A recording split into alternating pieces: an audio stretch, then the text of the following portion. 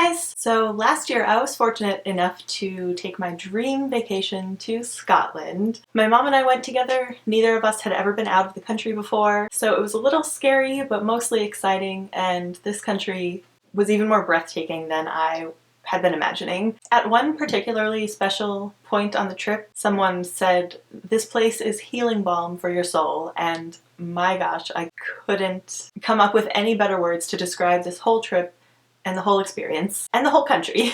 My mom and I like to take leisurely vacations. Well, maybe leisurely is the wrong word because we usually take trips to Disney World, the opposite of leisure. But even then, we aren't the types to get up at the crack of dawn and run to the parks and see everything and do everything and run ourselves ragged in the heat and the crowds.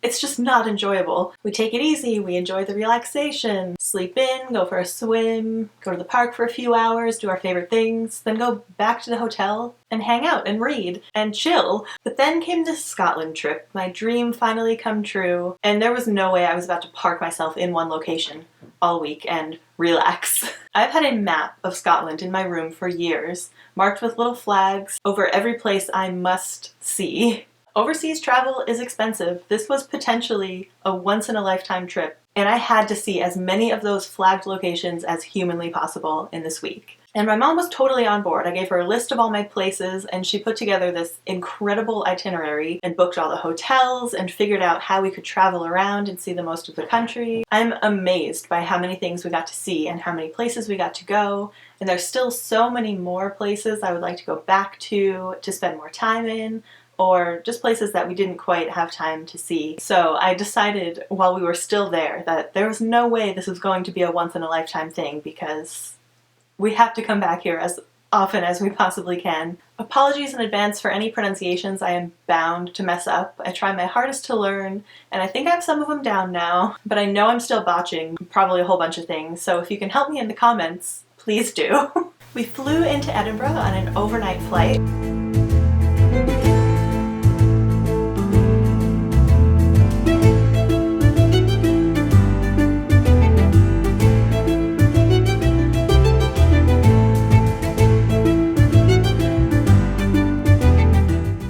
Thinking we could sleep on the way when both of us have sleep issues. Neither of us slept a single minute. So we arrived absolutely exhausted, but in Scotland.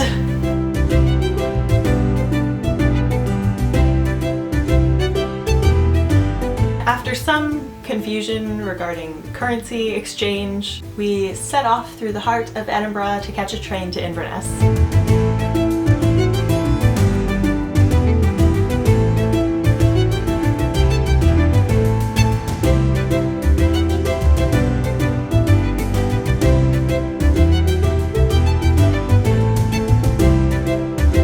Since we were going to be flying out of Edinburgh at the end of our trip, we decided to save that city for last. So we didn't spend any time in Edinburgh that first day. We just got right on a train and went to Inverness.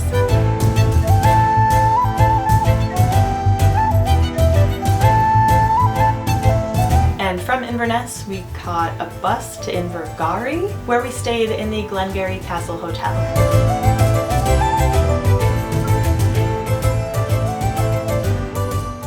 We got there at around 8 p.m., which would have been about 3 p.m. to us. And at this point, I was more exhausted than I had ever been in my entire life. I felt physically ill. I was so tired.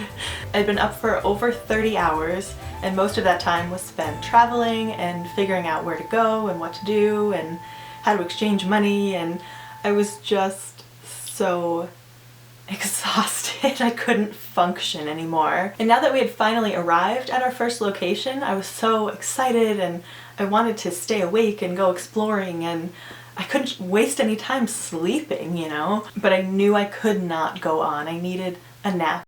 First, I had some obligatory iron brew, of course.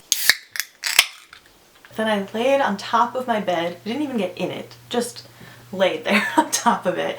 And I was like, Mom, I just need to close my eyes. I just need a nap, just a couple minutes. Wake me up in 10 minutes. This was at 8 p.m. and the next thing I knew, it was 8 a.m. My mom said she just couldn't bring herself to wake me because I obviously needed sleep. And then I felt good for the rest of the trip, so it worked out perfectly. And the grounds of this castle hotel were beautiful, so we did some exploring that next day. And the hotel was just down the road from Loch Ness and the Urquhart Castle, so we grabbed a bus and went to explore the castle ruins and Loch Ness.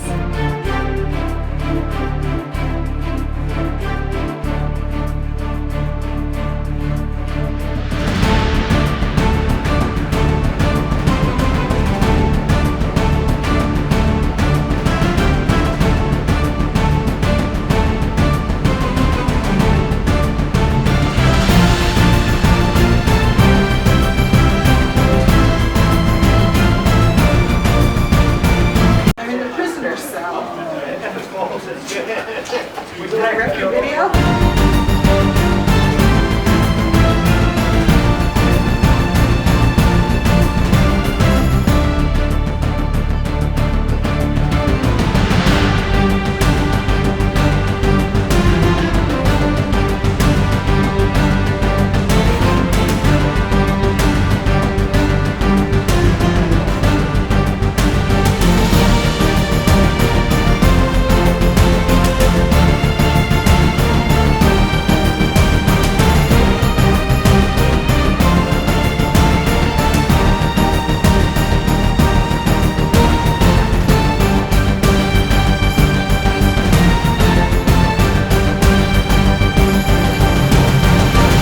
We had a little lookout for Nessie, and one of the guys in the gift shop was so sweet. I had told him I was trying to collect one of each of the coins. He was like, oh, did you know that they make the shield when you put them all together? And he pulled coins out of his own pocket and gave them to me, and they form a shield, which is so cool.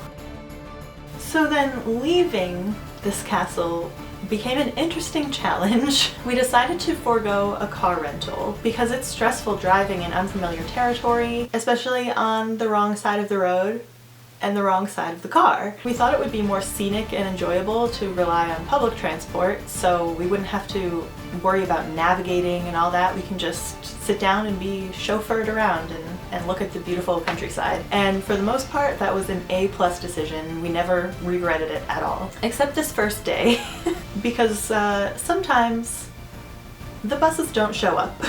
We waited for over an hour with this really sweet girl from New Jersey, of all places, and then her bus came, which was going back to Inverness, which was the opposite direction we needed to go. But we seriously considered almost just getting on the bus and going the wrong way because it was the only sign of life we had seen in over an hour. And the castle was long closed at this point. We stayed right up until closing. So there was literally no one around and no buses were coming. We asked the bus driver who was going back to Inverness. He didn't really know. He was like, yeah, it should come. Okay. It never came. So we decided to walk to the nearest town. It was a gorgeous 2-mile walk, during which I got my first glimpses of Highland cows. I love Highland cows so much. So that was very, very exciting. And also sheep. I think this might have been the first sheep we saw, the first of about 500,000. And we finally came into a bus that showed up. We were getting a little nervous there though. We were like, okay, it's really beautiful and we could stay out here forever, but also, are we going to be able to get back to our hotel?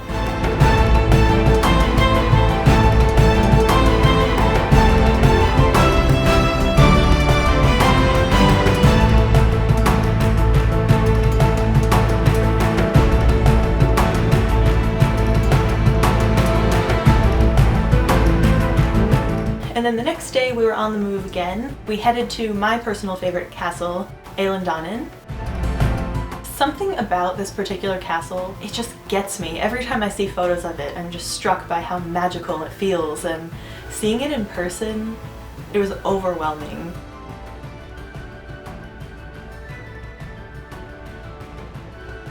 They don't allow photography inside, so all you're going to see here is the exterior. It's so beautiful.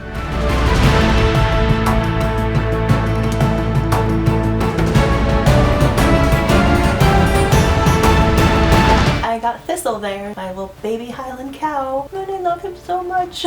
So So after our stop at the Eilean Donan Castle, we hopped on another bus and continued our journey to our next hotel, which was in Skye. We went all the way up to pretty much the northernmost tip, almost, of Skye and stayed in a place called Uig. And I think I'm still pronouncing this wrong. We asked 4 different people while we were there, how do you say it again? And we would immediately forget. But I'm pretty sure it's Uig. Uig is right near the Fairy Glen. The Fairy Glen is a miniature landscape. There are baby cone-shaped mountains and a mini lake, and basically it just looks like a little fairyland overrun with sheep. It was amazing, and we were the only people out there, so that made it even more special. That was also another really long walk to get to. I think that was also about a 2-mile walk from where we started. There was just no sign of life except for the sheep anywhere, so we were like, are we going the right way? Is it up here somewhere? Where is it? And finally we were like, oh, this is it. It was so clear. Well, this like magical little fairyland all of a sudden. And also, this was at 11 p.m. and yes, the sun is still up. The amount of sunlight is incredible.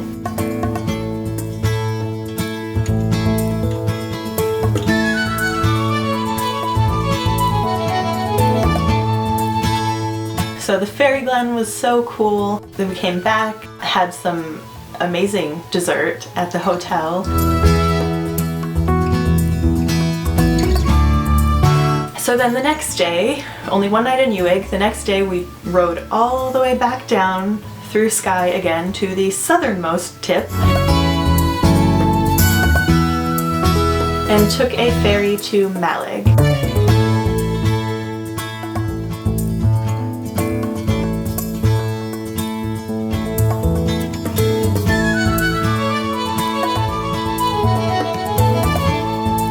In Mallaig, we got to stop and catch our breath a little bit. We had lunch at a place that served food all day. Yes, that's a big deal there. We were so lost trying to get lunch every day because everything closes for lunch. We've never experienced anything like that before. We were like, well, how are we supposed to eat? Everything's closed until dinner time. So we were so excited to find this place advertising that they had all day food. We got to sit at lucky table number 13.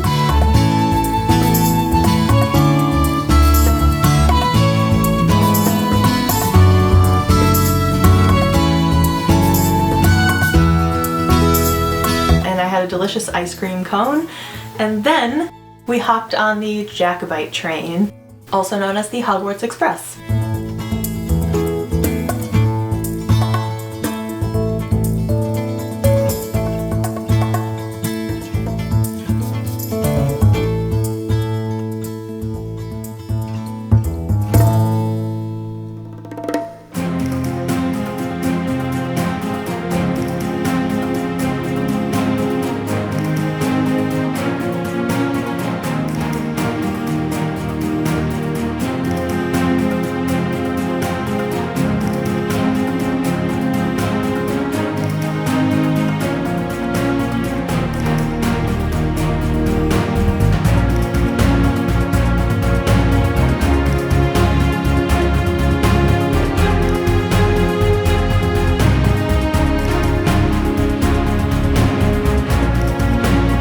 You might recognize the Glencoe viaduct here from the Chamber of Secrets.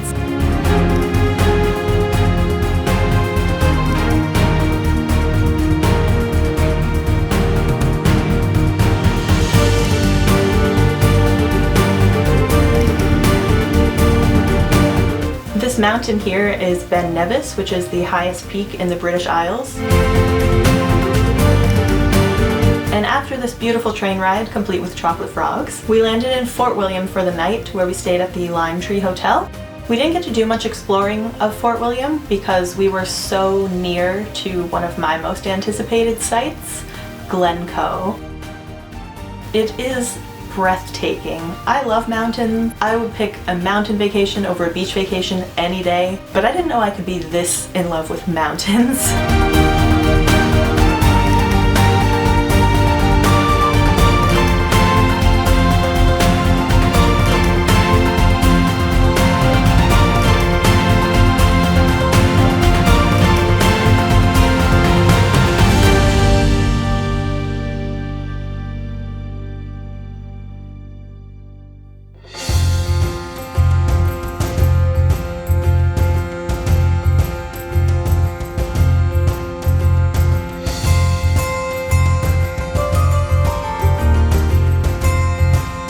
Oh, I collected a couple of rocks while I was there. I've always been a big rock collector. I find rocks fascinating and beautiful, so of course I had to snag a rock from Glencoe. I also took a rock out of Loch Ness.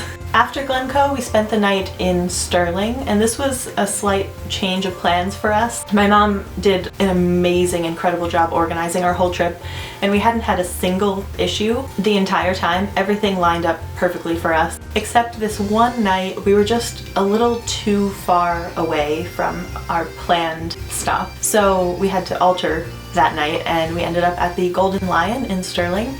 And I do wish we had a little more time to spend in Stirling because it looked like a beautiful little city, and I would love to see the Stirling Castle, but since this wasn't even on our agenda, we had no time to do anything but sleep and get on our way the next day, which was totally fine because we had to get moving for an even more exciting adventure, which was a surprise to me that my mom kept. We were going to North Berwick to see the Puffins. I think we had to get up at like 5 a.m. or maybe even earlier.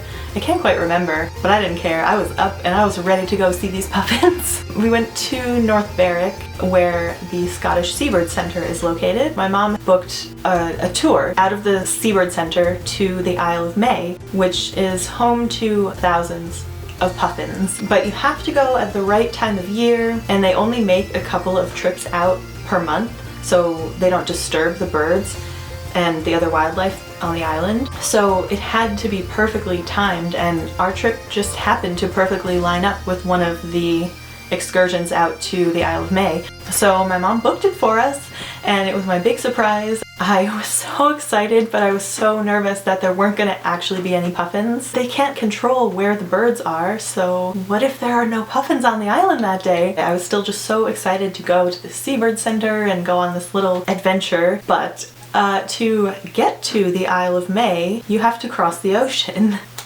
The ocean is my greatest fear. I have zero desire for beach vacations, cruises, nothing that will bring me anywhere near the ocean, ever. I have a lot of respect for the ocean, but I don't want to be near it or in it. Nothing in the universe terrifies me more than what lurks in the ocean, and mainly sharks. Orcas are the most magnificent beings on this earth, and I was even afraid that we were going to encounter them. They've never harmed a human out in the wild. They're nothing but friendly and curious, and it would be incredible to have an up-close encounter with them. But we were in a raft.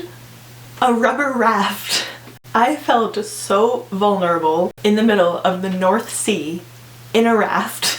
But the thought of puffins on the other side got me through without a full-on breakdown. And our tour guide was amazing. She was so passionate and excited about her job. She was a very calming presence because she just made you so excited for what was on the Isle of May. And she is the one who said this place is a healing balm for your soul. I don't know about you, but I have never called my place of work healing balm for the soul.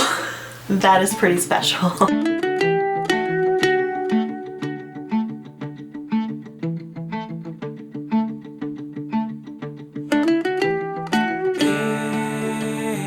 I did not have to worry about a lack of puffins. We saw hundreds, if not thousands, of puffins. It was incredible.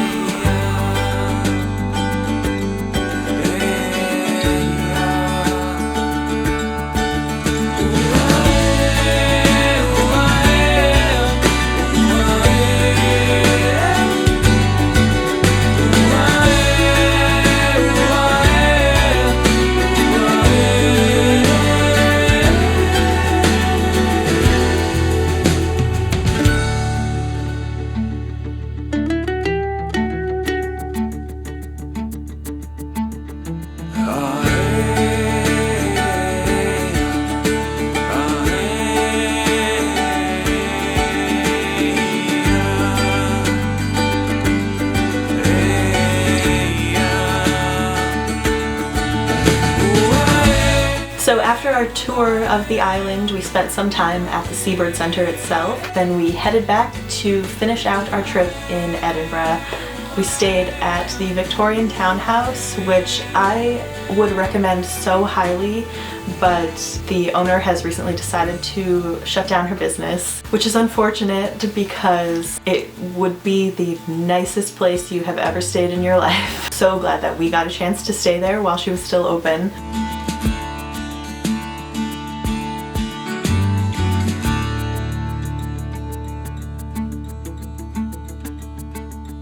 She left us whiskey and chocolates in the room every day, full breakfasts, and it was amazing. It was right in the heart of Edinburgh, so we could walk to the main drag, Princess Street, and we did the Royal Mile.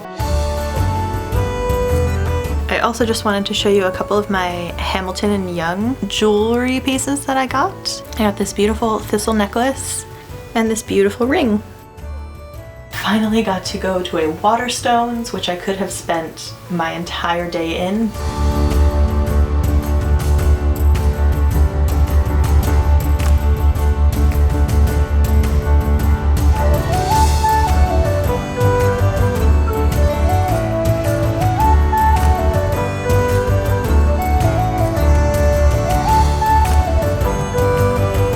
And this particular Waterstones overlooks the Edinburgh Castle, so you can get your snacks and a book, sit down, and have this view.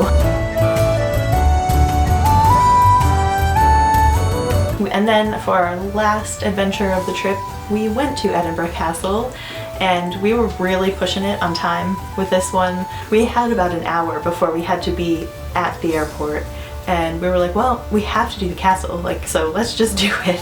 We only got a chance to see about maybe a third of the castle because we were on such a time constraint. So I'll be really excited to go back and actually spend a proper day exploring the Edinburgh Castle. But what we got to see of it was stunning. It's huge and there's so much history there. We saw the crown jewels and the Great Hall and the gift shop. And then we had to run to the airport. And that is the end of the Scotland footage because I had no interest in taking any footage of leaving Scotland, flying home to New York, none of that. We're just in Edinburgh Castle forever, the end. I didn't want to remember the leaving part, but we are traveling back to Scotland in May and I cannot wait. Thanks so much for watching. We will see you next Tuesday. Bye!